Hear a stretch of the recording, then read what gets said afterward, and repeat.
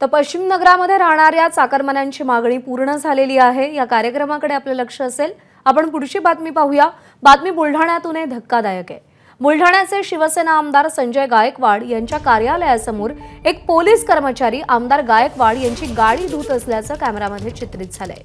हा व्हिडिओ बुलढाण्याचे माजी आमदार हर्षवर्धन सपकाळ यांनी फेसबुकवर पोस्ट केलाय। पोलीस कर्मचारी संरक्षणासाठी असतात की गाड्या धुण्यासाठी असा सवाल त्यांनी केलाय। राज्यामध्ये महिला अत्याचार वाढलेत, पोलीस मिसिंगच्या तक्रारी घेत नाहीत म्हणून हायकोर्टाला कानउघाडणी करावी लागतेय।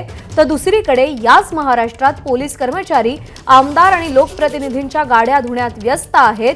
हे चित्र असेल तर खरोखरच संतापजनक म्हणावं लागेल।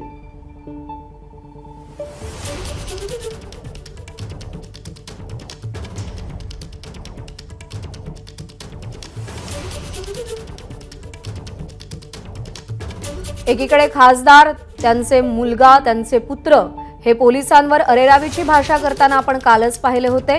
आणि आता आणखी एक प्रताप समोर आलाय। आमदार संजय गायकवाड यांची गाडी एक पोलीस कर्मचारी धुत असल्याचं समोर आलंय। पोलिसांनी राज्यामध्ये कायदा सुव्यवस्था राखायची की या सगळ्या आमदार आणि खासदारांच्या गाड्या धुवायच्या, हा प्रश्न आता समोर उपस्थित झालेला आहे। पोलिसांची खाकी वर्दी ही सन्मानाची बाब असते, त्याप्रती अभिमान बाळगला जातो, त्याला सलाम केला जातो।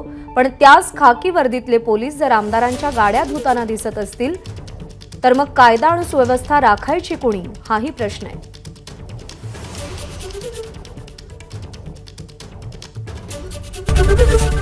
एबीपी माझा, उघडा डोळे बघा नीट।